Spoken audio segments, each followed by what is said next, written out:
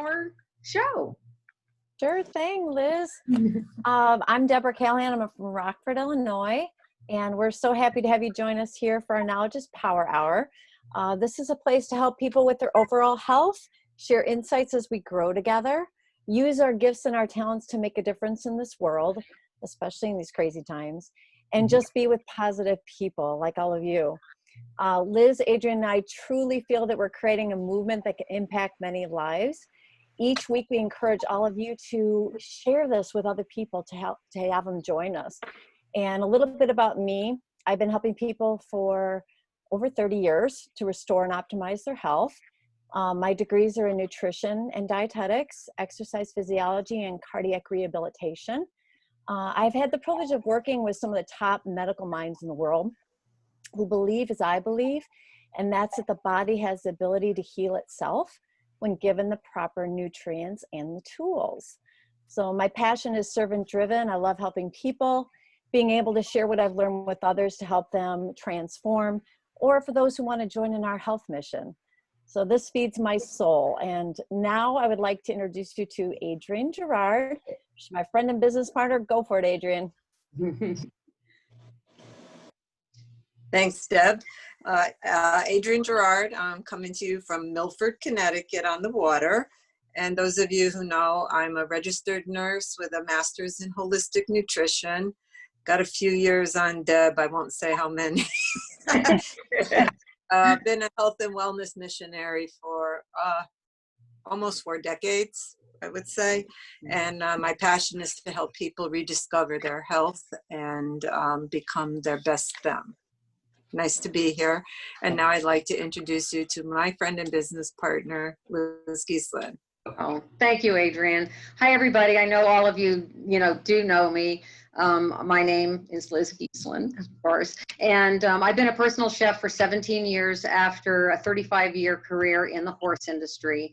And through that journey, have really just focused on how important our health is. And I feel so fortunate to be surrounded by not only all of you, but with my alliance with Adrian and Adrian and Deb and the company that we're with, and just meeting just such wonderful people in our Power Hour. Everybody has so many gifts to share with each other, and we all can learn from each other, which this is just so rewarding for me. And like I say at the end of every one of these, this is night school for me. I sort of want to take a test, We'll figure one out for you. Don't worry. Okay. All right. Steve's on it. Right. Okay. But now it is my extreme pleasure to introduce our speaker tonight. Her name is Stephanie Lueras, and I met Stephanie actually on LinkedIn. I was actually reaching out to some different holistic practitioners, people that had a interesting story. And I will tell you, when I came across her profile picture just drew me in. I just said, I have to meet her. And so I messaged her. She said, I'm game. We had a Zoom, and now here we are. I knew that she had a story to share, and I'm looking forward to having all of you hear her story. So Stephanie, my pleasure. Take it away. Well, thank you, Liz. I'm just excited to be here. I was on the last Knowledge is Power call, and I just think this is an amazing community, and I'm excited to just continue to dig in and learn more.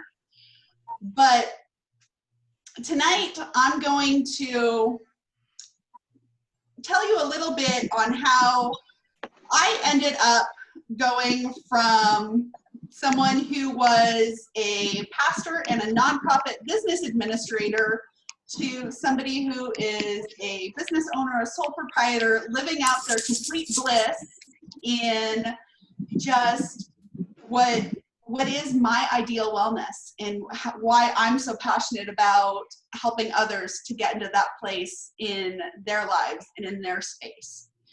I am the owner of Heart and Soul Fitness and Wellness in Lake Havasu City, Arizona, and I see clients both online and virtually.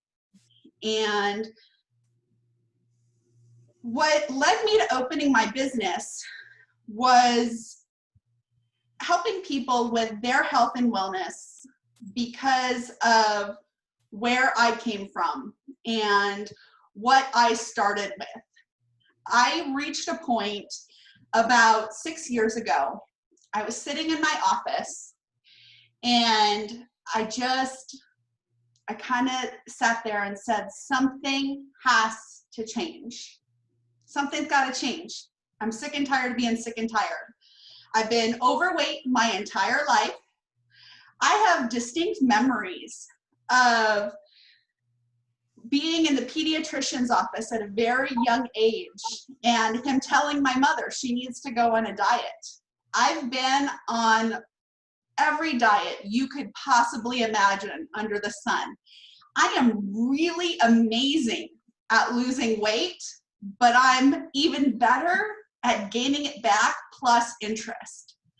I have lost hundreds and hundreds of pounds in my life, but I've gained it back. I can prove to you diets work, but I can prove to you even more where they fall short.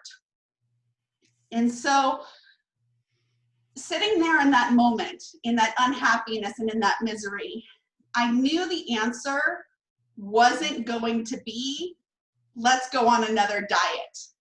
I had just resigned myself to, I'm just going to be overweight. This is my fate. This is how I'm going to live my life because I'm done dieting. I'm over it. But something was going to change. I didn't know what. So I'm a really goal-oriented person. I'm that type A personality. I'm driven to do things. So I said, well, what can I do? Well, I can start to set some tiny actions. Well, at that point, I wasn't even drinking water. I wasn't hauling around my 20-some ounce, cup of water that I fill up 10 times a day. But I did start with a little 6-ounce cup of water. I had a little kitchen timer because I'm great at ignoring phone alarms. But when that kitchen timer would go off, I'd have to get up, walk to the other end of the office to fill it at the water cooler and come back. And so I was getting motion, I was getting hydration, and it was starting that repetitive tiny action in starting a movement. Then it was, how can I change my eating habits? Well, maybe we don't need to be going through the drive-through for my husband and I multiple times a day. Maybe I can figure out how to start cooking at home some more. Didn't matter what I was going to cook at home, but I'm just going to cook at home. And just that habit started feeling better. So now I'm cooking at home.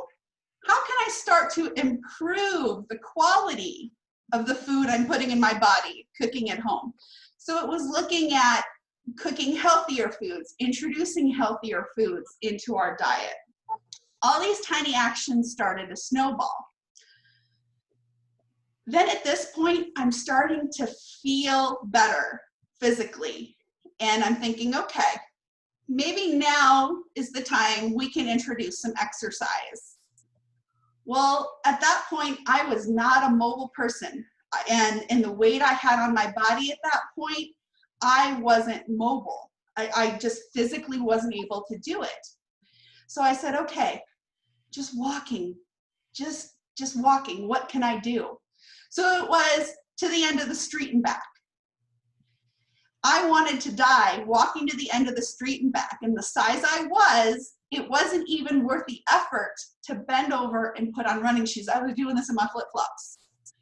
But it was continue walking to the end of the street and back, then around the block, then around the neighborhood, and building up, building up, building up. And eventually putting on actual running shoes. As I'm continuing on in building up, I get the bug up my rear one day. I'm about 50 yards from a stop sign, and I say, I wonder if I can run. Now, I'm the kid that faked sick in gym class, so running's a pretty big deal to me. Okay, run to this stop sign. I wanted to die, but something in that clicked, that I really liked that. There was something in that, however long it took me to run to that stop sign, that was amazing. And so I had to go home and figure out this fat girl running thing, because there was something to this. And so going home, figuring out the, walk run method and these training plans and, how you do this Galloway method and all this other stuff. I was going to figure this out and how to build up running endurance at the size I was. And so then it's, okay, what can I do? So, Lake Havasu is a pretty isolated area. We're 3 hours from Phoenix, 3 hours from Vegas. Well, we like to travel, road trips, racecations. So I started looking at 5Ks, 10Ks. I'm building up in my stamina, my endurance. 5Ks, 10Ks, half marathons. I've done a number of half marathons. I've done a number of full marathons. I've now leapt over into the craziness that is triathlon. And let me tell you, that's a whole other hill of beans. God willing, races come back this year. I am training for Ironman Arizona, which, if you're not familiar with the Ironman distance, is a 2.4-mile swim, 112-mile bike ride, and a full marathon within 17 hours. Now, at the size I was, would I ever have imagined that for myself? Absolutely not. That would have been the least possible thing I could have ever dreamt in my life. But now, 200 pounds lighter, I want nothing more in the world than to run down that red carpet. But it's all those tiny actions that snowball. And so how this morphed into what I do is goal setting and accountability and education. There's a lot I had to learn along the way, because I can't do this on my own.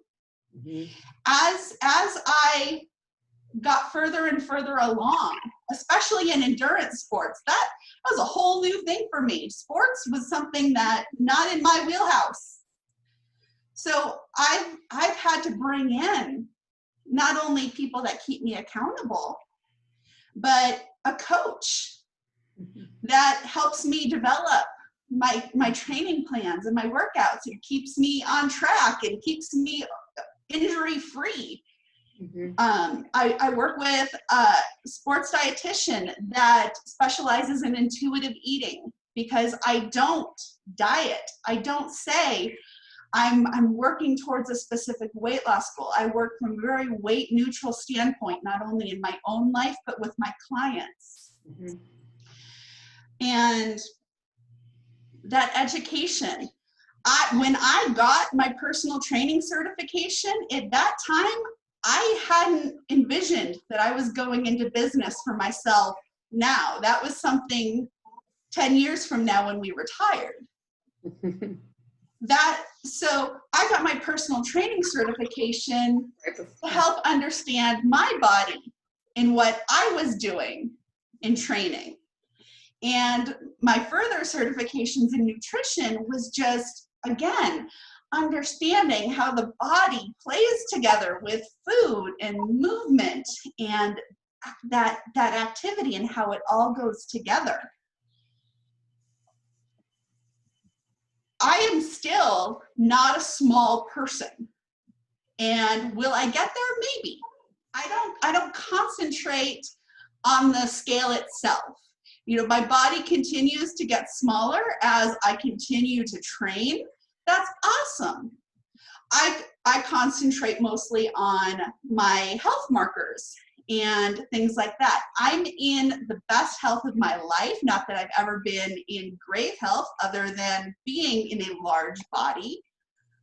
But what I've faced as not only a larger athlete, but somebody that's been overweight my entire life, is the barriers that we set in place, whether they're real or perceived, that I don't have time because of my work schedule, my family, sometimes it's kids.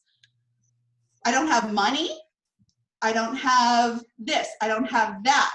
We could make up excuses all day long on why we can't do something. And so I, in my own life, had to learn how to break down those barriers. Like, it's even come down to, as a larger person, how do you find athletic clothes that fit? They don't make plus size athletic clothes past a certain point. You really have to dig to find the companies that do that. That's a barrier in wellness. And so many people don't realize that. You know, we want to look cute when we're working out. You know, and you know, you know, 6 years ago, that stuff didn't exist. Right now, you can find quite a bit. I mean, just in that short time, quite a bit has come on the market. But it's what I do in some of the different services I provide, both in groups and one-on-one, is helping people, you know, look at what are my goals. First, we have to figure out what is it that you want to achieve. Break it down into those manageable steps. Like I said, I didn't start out with my giant water cup, but I could start out with the little one. Figuring out what the manageable steps are that you can handle. Putting the accountability in place. And it's not just the physical things too. We have a lot of emotional barriers that come into play. For me, I have PTSD.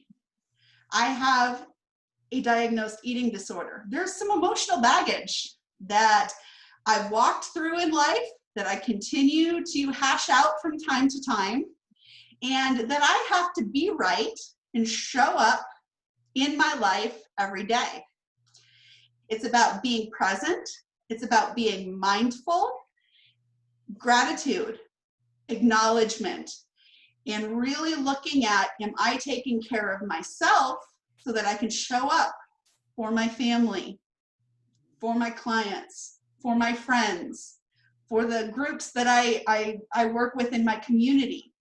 Because if I'm not okay, body, mind, and soul, I can't show up for anybody else. It's got to be, everything's okay here first. And there's sometimes we push it to the side, but there's that spiritual component too. And it's not just our mainstream religion. You know, there's a lot that plays into that spiritual component in our life. And people look at me sometimes a little bit funny when I talk about what are your goals in that area. But that's an area that we do need to look at. We need to be continually evolving and changing and growing in whatever that looks like for us, because we're all unique. We're all different. It's not going to be the same.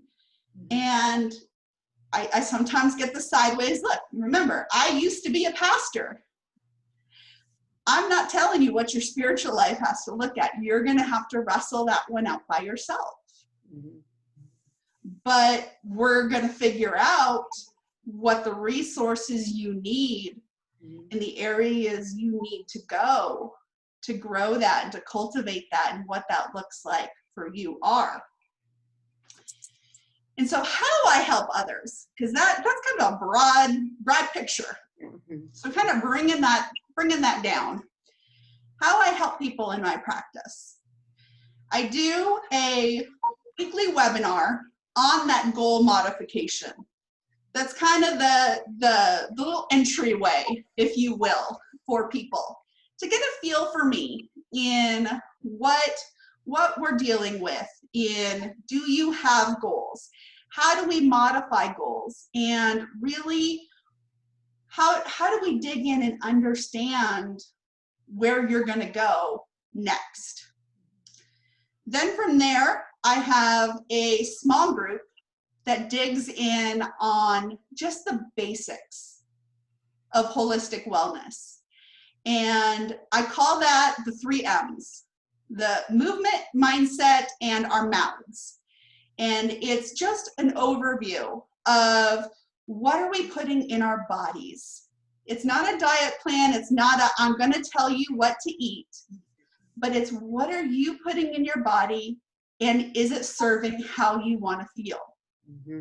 Because we know, am I putting the drive-through in my body and it makes me feel this way, and versus I put this particular meal in my body and it makes me feel this way. Not that the drive-through is bad. Sometimes that meal serves us in a particular way, but this meal gives us the energy to feel a different way. And so we really look at things in a very mindful way.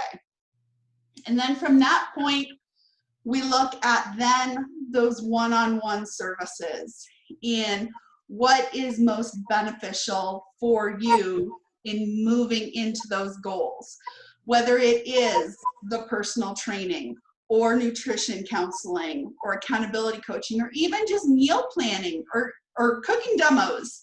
Sometimes it's, I don't even know how to make meals quickly and things like that. I don't know how to make meals that fit my schedule or my picky children or whatever. So it's looking at those different components that are moving you towards where you want to be and kind of putting together that tailored package that really serves you in the best way possible. So that's the big nutshell. I could get really into the weeds and talk all night, but I think at this point, I want to bring it back and just open up for questions, conversation. Perfect. Perfect. Okay, and everybody, I did have you guys muted while Stephanie was talking, but feel free to go ahead and unmute. And we'll just, I want to say something right away, Stephanie. I just always love hearing your story. And what was a real revelation for me some years ago when I first started running, and I went and I did the mini marathon the first time. And I had such a preconceived notion that everybody that was running was these little stick figures, that everybody was just going to be like these gazelles. And that's so not true. There's all different, first of all, the age bracket amongst them was just eye-opening, but all different sizes and shapes, and people that were like, I mean, it doesn't mean that you have to be a little person, that you're not healthy and athletic, that you can still be an athlete and not a tiny person. And that for me was really, you know, this was in the year 2002. It was the first year I ran the mini. And it was eye-opening for me because I was never a runner. And I did the same thing like you, the first baby steps. I thought, good grief. I said, am I going to be able to do this? Really?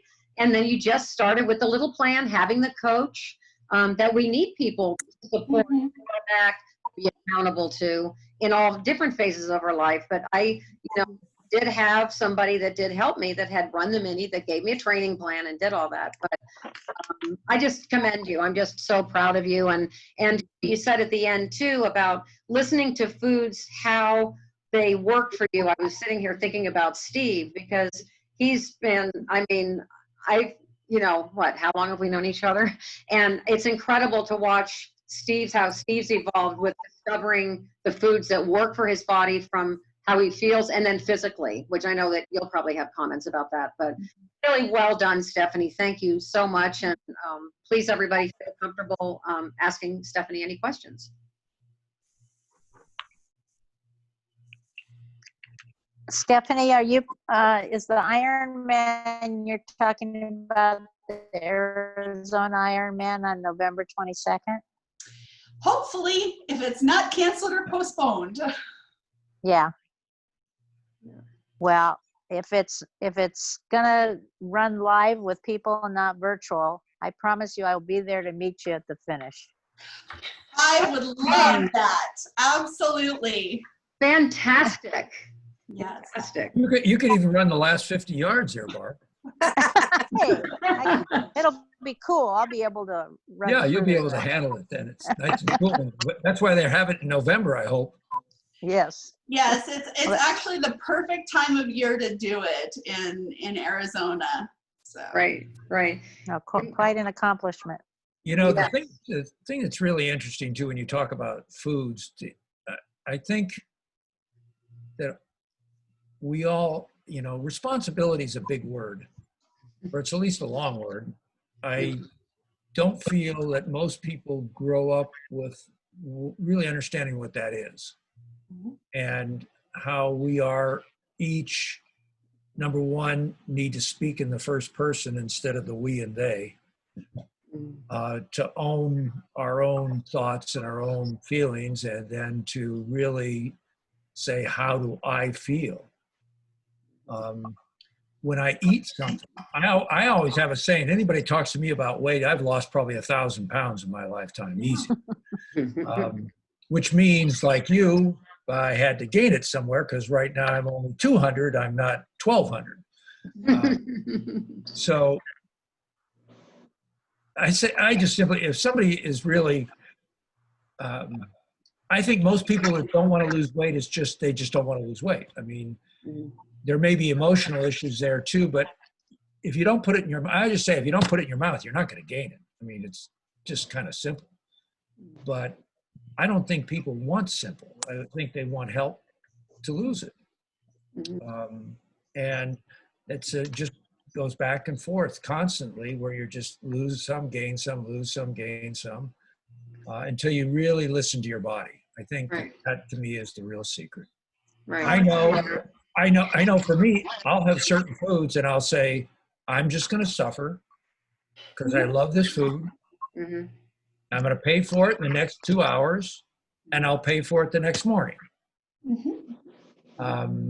And then I say, okay, I don't know if I'm willing to pay that much anymore. And that food will kind of drift away or be a small portion, very small portion. And I think that all of us can control our weight if we really say that's important to us, if we want to take the responsibility for it. Yeah. Well, and I think it's all about choice. Right. And also choosing too, where you're the one that decides where it makes you feel good, you know, where it's, if you're okay that, okay, yes, I, you know, wish I was 10 pounds lighter, but if it's something that's all you're gonna do is dwell on that and not, that isn't good for your mind and your spirit or anything either. It's just like, I feel good, I'm happy with myself, and still looking at the health aspect rather than a number. That's the thing, is it's like, if you're doing things for your body from a healthy aspect, from a healthy standpoint, that the number on the scale isn't determining necessarily really how healthy you are. I mean, I think so. I mean, Well, I think and that's the importance of having so many benchmarks that we look at, because if we're looking at the scale alone, the scale's going to lie to us every time. I mean, I've had points where I've had 6 months where the scale hasn't budged,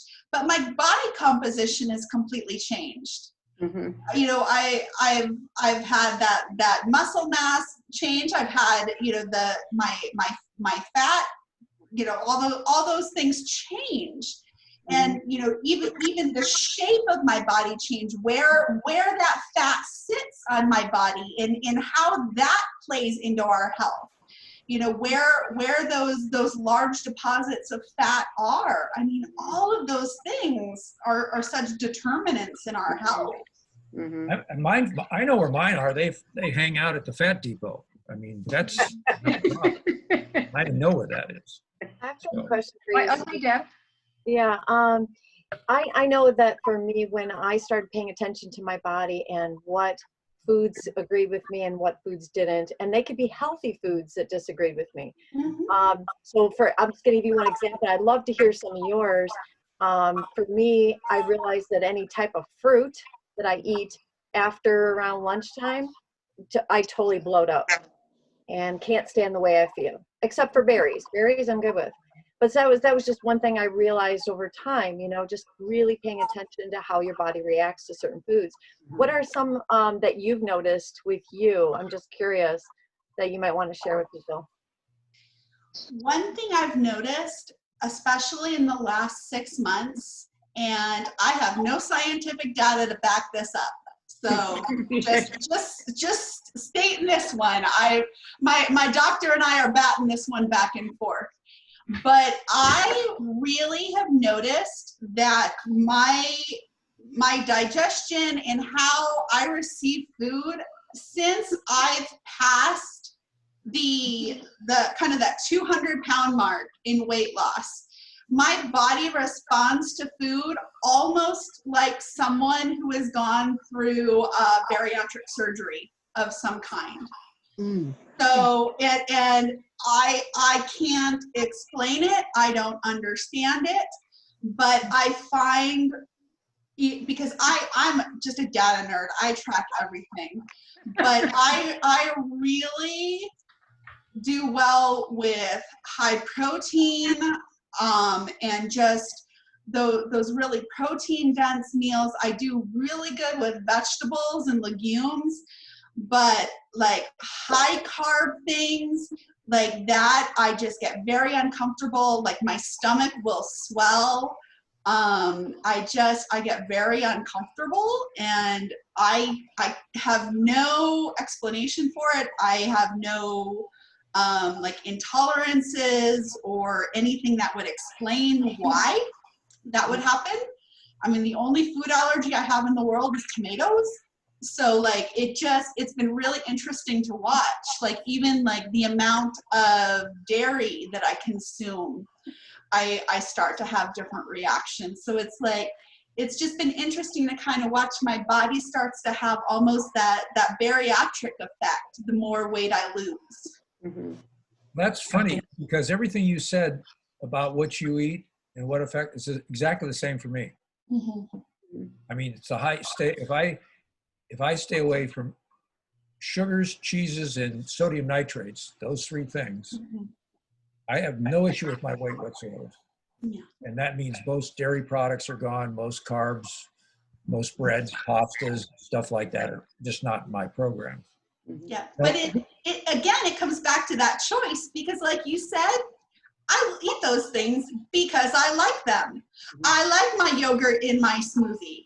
I like my bread. I like my cheese, but I will eat particular amounts depending on how uncomfortable I want my stomach to be when I'm moving around. And because I'm not only active very much in my own workouts, you know, that's the beginning of my day, but I'm very active with my clients throughout the day. So it's slowing me down. It's making me lethargic. It's making me just feel icky in my skin. And I don't want to feel that way. Yeah. Yeah. Awesome. Thank you, Yes, Stephanie. Lisa?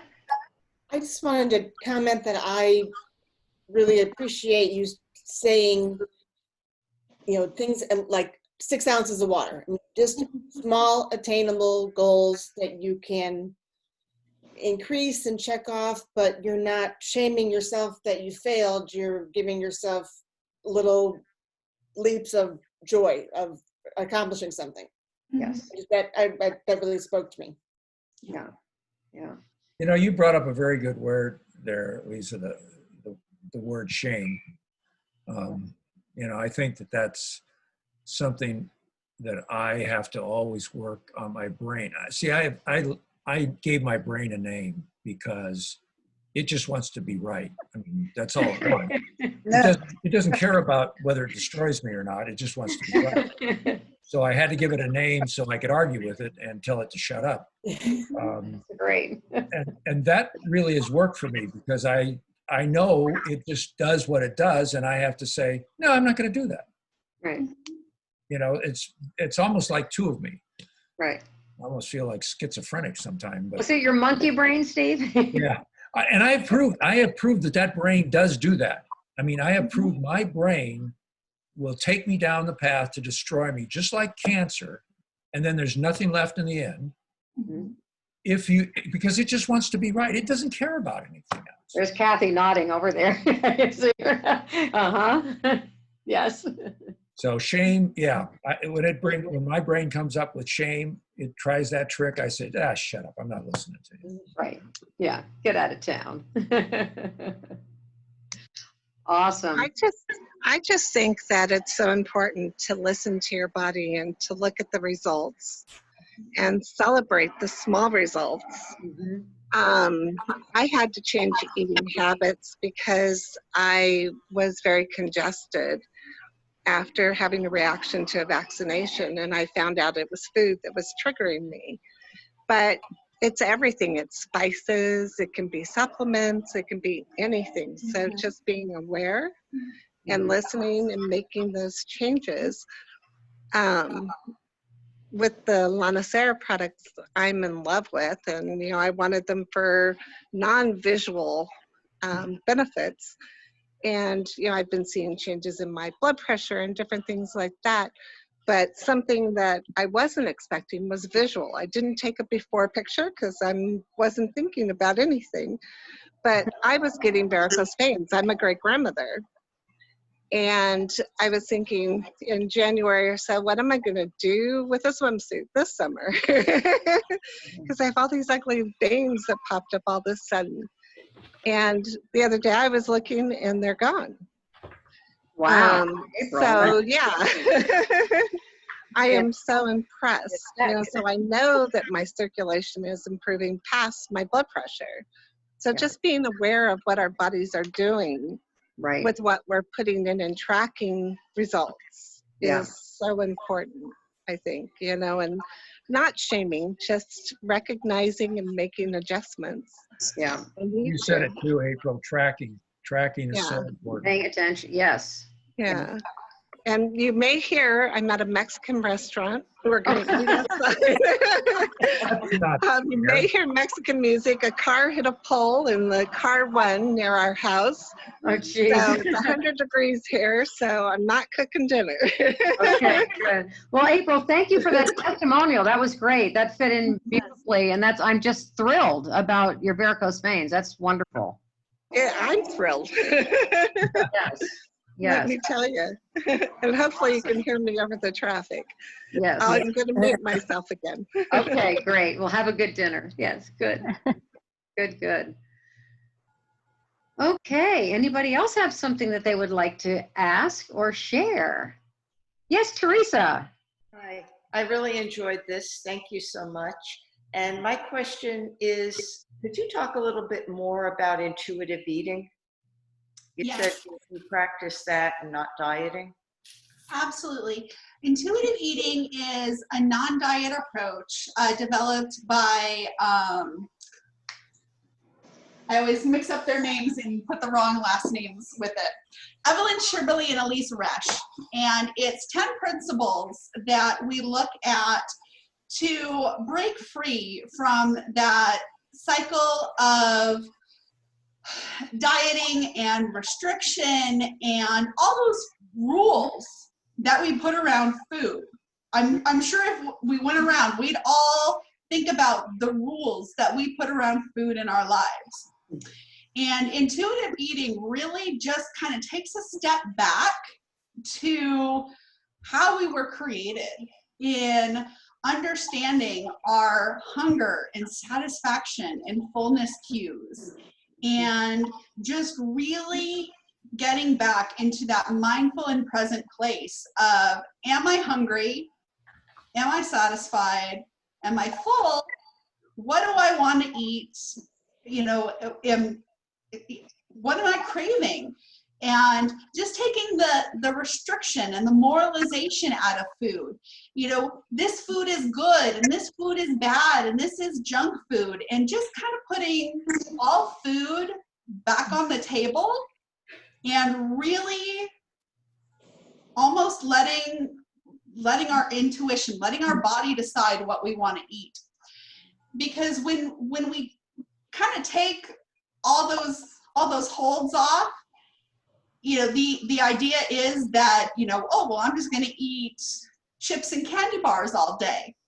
And for some people, for a period of time, that does happen. But they get into a place where they're tired of candy bars and chips all day, and they start seeing, well, I think a salad sounds really good today. And so they start incorporating all these different foods, and it's just coming back to a place of center around food. You know, I tell people that, yeah, I eat salad and chicken breast, but I don't eat just salad and chicken breast. I mean, there's still a place for cupcakes now and then. Yeah. But it's not every day because it doesn't serve me. I don't feel like it. It doesn't make my body feel great. But it's what does my body need? What serves me best? What am I hungry for? Really just honing in on the moment and honoring too our experiences around food, because food isn't just fueling our body. There's so much attached to food. It's our celebrations, it's our birthdays, it's our holidays, it's our family traditions, and so much more. So it's just bringing things back to a very natural level. I mean, it's almost like back to that toddler level when we're exploring food for the first time. And, you know, we understand as toddlers, no, I'm done. And that's it. Right. It's okay. Right. Stephanie, I know for me, I think I find that I pay attention to what I know I can or cannot control. And this is going to be good because Patty will be able to relate to this. I'm going to use a particular food as an example of what I do, because I also sort of health coach my clients that want help with their, you know, eating habits and eating healthier, is having to be mindful and just know, okay, so here's the food that we get at Costco. It's called coconut clusters. I'm going to do a Facebook Live on it probably tomorrow. Don't open the bag in the car because you're going to eat the bag. You can't stop. Oh my God, it's so good. And I know, and Adrian, I mean, in April, we got some of the Melaleuca nuggets. And I know that kind of snack food for me, would be like, I can't stop. And so it's either I don't have it, or what I do is I look on the back and think, okay, well, what does an ounce look like? Okay, well, that's good.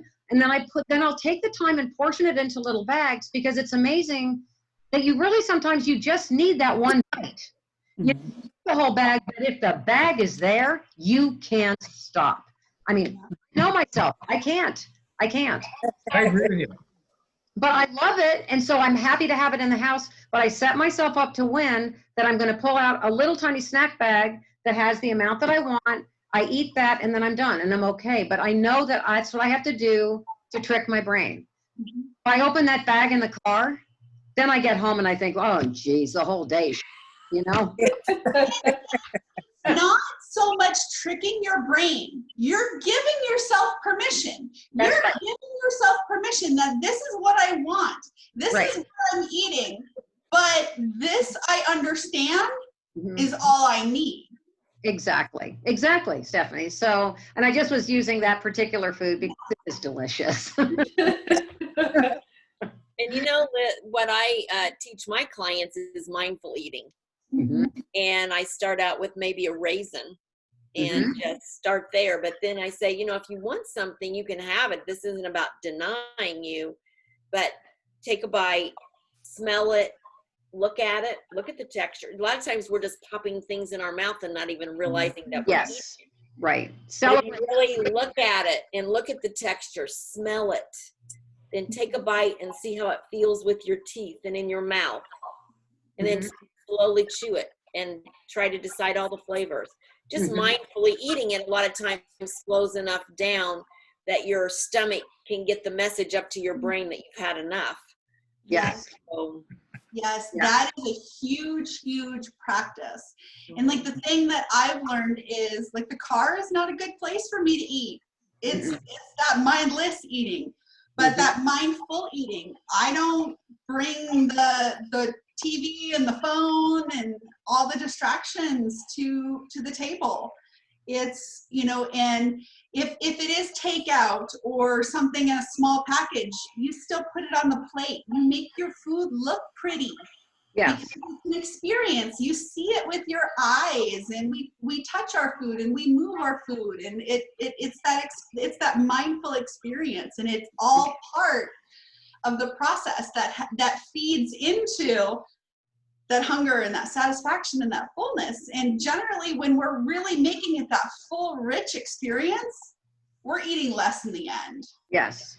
Yeah. Also, one thing I want to point out about when you said smelling your food, Kathy, that also the smelling of the food stimulates your digestive enzymes in your mouth.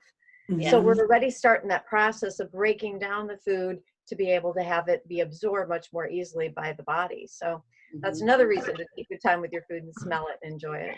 Yeah. Right. Is that why when women do so much cooking, like at Thanksgiving, they're already full before they Right. Right. Yes. Right. Yes. Yeah.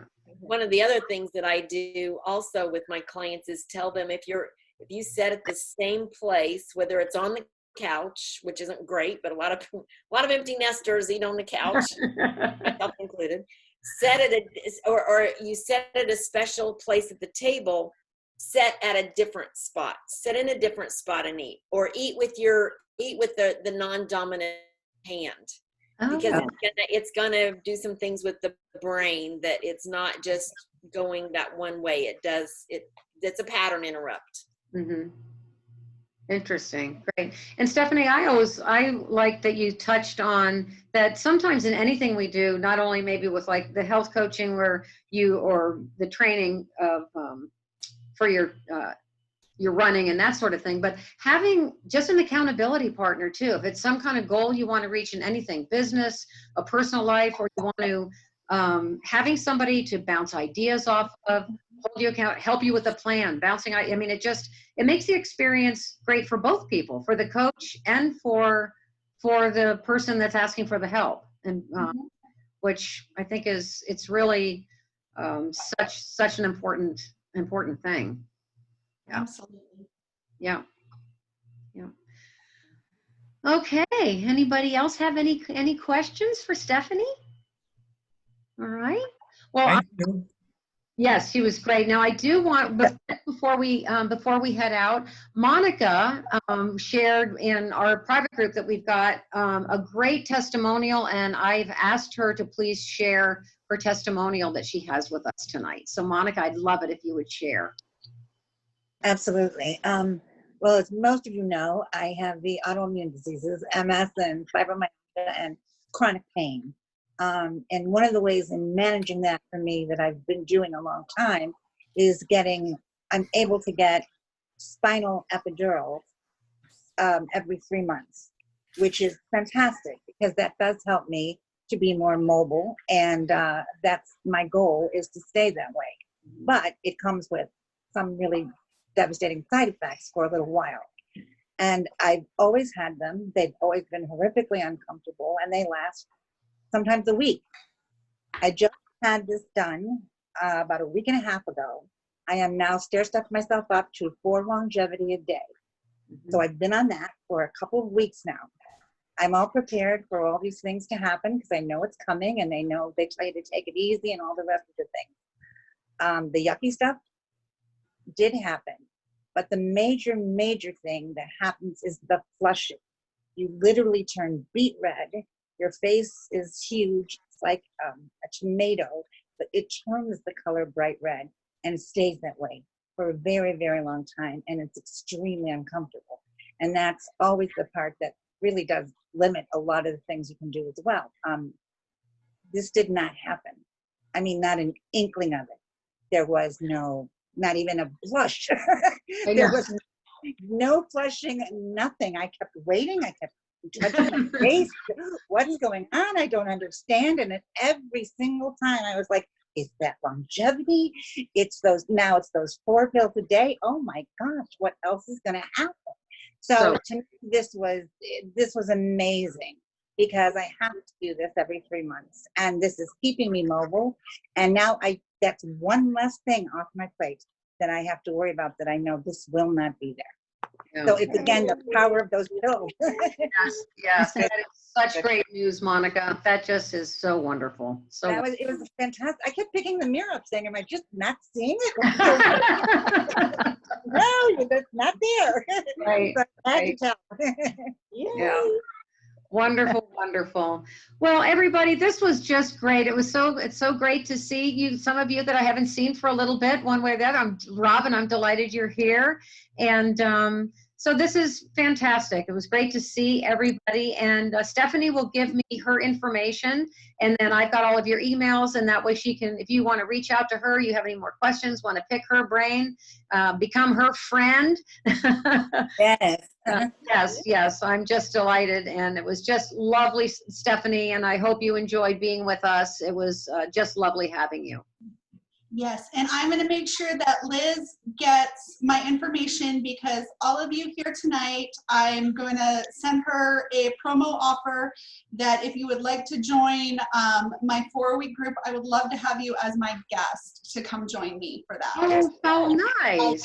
I have loved this group. It has been a wonderful time, so I'm going to make sure Liz gets that information. Oh, wonderful, Stephanie. That's great, and I'll make sure everybody gets that too. That's super. So Inspirational, Stephanie. Really. yeah, it's very good. Really Yeah. good. Thank you. Yeah, wonderful. Okay, everybody. Well, have a wonderful, wonderful night. Our next Knowledge is Power will be on August 24th. And we will, of course, be in touch with everybody and send you the invite in plenty of time. And then. Great to see all of you. Thank you so much. Thank you so much. Thank you. Thank you, Stephanie. Thank you. Bye, everybody. Bye. Bye, bro. Bye, pretty. See you, Barb.